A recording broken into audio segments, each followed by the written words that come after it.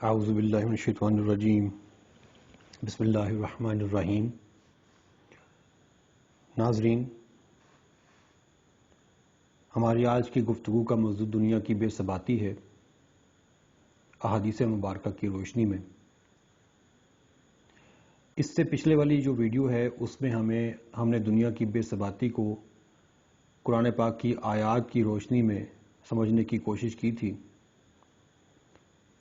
یہ اسی سلسلے کی دوسری کڑی ہے۔ آج ہم دنیا کی بے ثباتی کو احادیث مبارکہ کی روشنی میں سمجھنے کی کوشش کرتے ہیں۔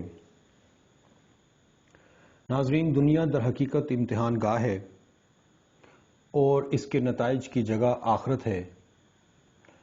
واضح رہے کہ انسان کے پاس دنیاوی زندگی کا ہر لمحہ غنیمت ہے۔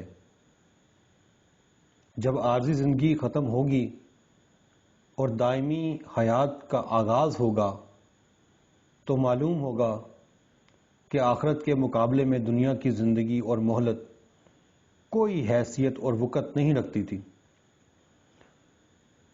حضور نبی کریم صلی اللہ علیہ وآلہ وسلم نے اپنے فرامین مقدسہ میں دنیا کی اس بے ثباتی کو واضح فرمایا ہے۔ اگر سیرت مبارکہ کا مطالعہ کریں تو آپ صلی اللہ علیہ وآلہ وسلم صحابہ کرام رضوان اللہ اجمعین کی تربیت فرماتے ہوئے کبھی دنیا کو مومن کے لیے قید خانہ قرار دیتے ہیں تو کبھی اسے مردار بکری سے تشبیہ دیتے ہیں۔ ان سب سے بڑھ کر نبی مکرم صلی اللہ علیہ وآلہ وسلم نے اللہ تعالیٰ کی نظر میں دنیا کو ایک مچھر کے پر سے بھی کم تر قرار دیا ہے۔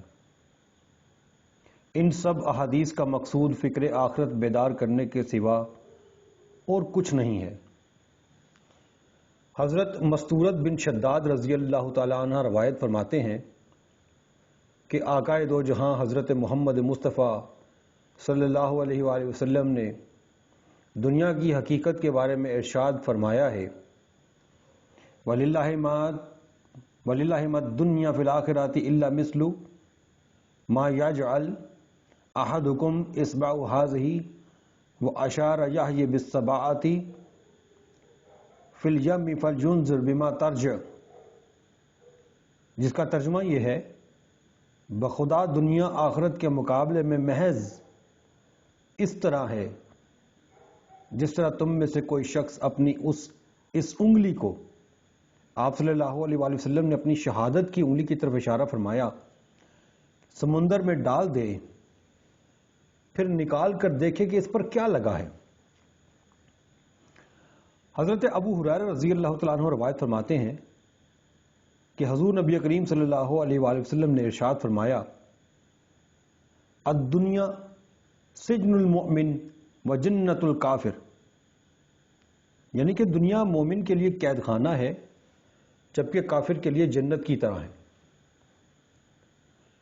حضرت جابر بن عبداللہ رضی اللہ تعالیٰ عنہ بیان فرماتے ہیں کہ ایک بار آپ صلی اللہ علیہ وآلہ وسلم مدینہ کے مضافات میں واقع عالیہ گاؤں سے واپسی پر ایک بازار سے گزرے تو وہاں بکری کا ایک مردہ بچہ پڑا ہوا تھا جس کا ایک کان چھوٹا تھا۔ آپ صلی اللہ علیہ وآلہ وسلم نے اس کا کان پکڑ کر صحابہ اکرام سے ارشاد فرمایا، تم میں سے کوئی اسے 1 درہم میں لینا پسند کرے گا؟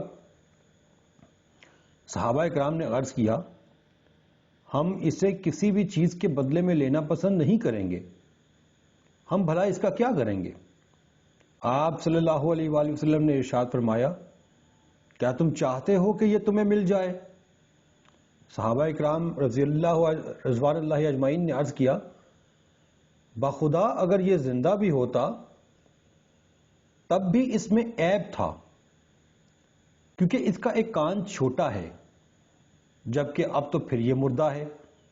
اس پر آپ صلی اللہ علیہ وآلہ وسلم نے ارشاد فرمایا، فَوَاللَّهِ لَلدُّنْيَا أَهُونَ عَلَى اللَّهِ مِنْ هَٰذَا عَلَيْكُمْ، جس کا ترجمہ یہ ہے، بخدا جس طرح یہ تمہارے نزدیک نزدیک حقیر ہے، اللہ تعالیٰ کے نزدیک دنیا اس سے بھی زیادہ حقیر ہے۔ حضرت مستورد بن شداد فرماتے ہیں کہ میں بھی اس جماعت میں شامل تھا جو رسول اکرم صلی اللہ علیہ وآلہ وسلم کے ہمراہ بکری کے ایک مردہ بچے کے پاس کھڑی تھی۔ رسول اکرم صلی اللہ علیہ وآلہ وسلم نے ارشاد فرمایا، کیا تم دیکھتے ہو کہ یہ اپنے مالک کی نظر میں اس قدر حقیر ہے کہ اسے اٹھا کر گندگی کے ڈھیر پر پھینک دیا گیا ہے؟ صحابہ اکرام نے عرض کیا، یا رسول اللہ صلی اللہ علیہ وآلہ وسلم، مالک نے اسے حقیر سمجھ کر ہی تو پھینکا ہے۔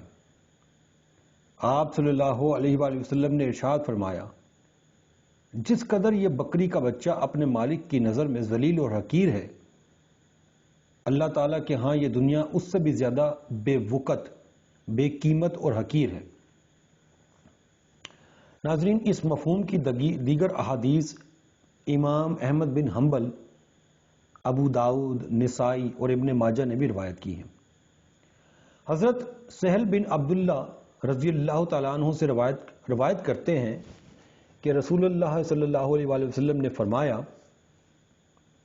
جس کا ترجمہ یہ ہے کہ اگر اللہ کے نزدیک دنیا کی مچھر کے پر کے برابر بھی وقت ہوتی تو وہ کفار کو اس سے ایک گھونٹ پانی بھی نہ پینے دیتا۔ حضرت ابو ہریرہ رضی اللہ تعالیٰ عنہ سے مروی ہے کہ میں نے رسول اللہ صلی اللہ علیہ وآلہ وسلم کو ارشاد فرماتے ہوئے سنا ہے، الا ان الدنیا ملعونہ ملعون ما فیہا الا ذکر اللہ وما ولاہ وعالمہ و متعلم،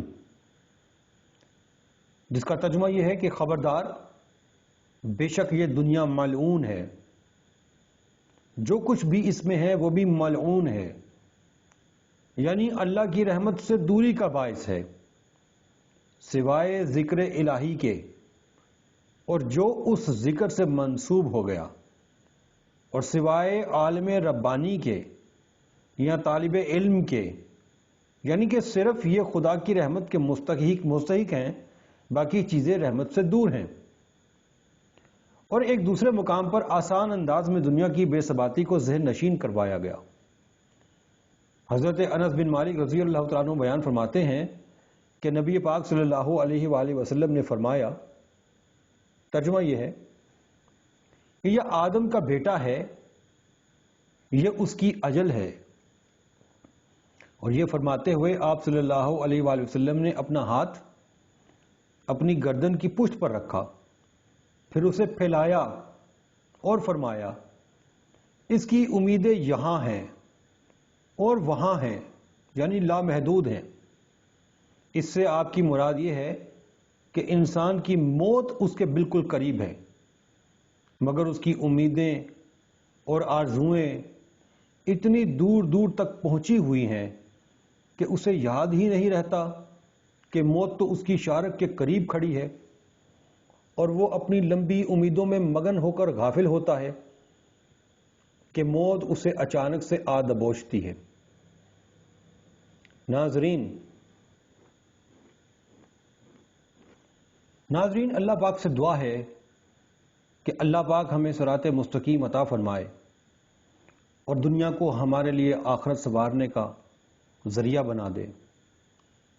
اللہ پاک اس دنیا میں ہمیں گناہوں سے پاک فرما دے اور جنت کو ہم سب مسلمانوں کا مسکن بنا دے۔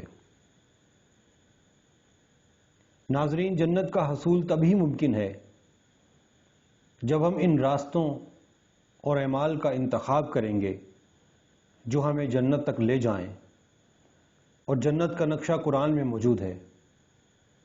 آئیے ہم سب مل کر جنت کے نقشے کی تلاش کرتے ہیں۔ انشاءاللہ اگلی ویڈیو میں کسی اور موضوع کے ساتھ ملاقات ہوگی۔ السلام علیکم۔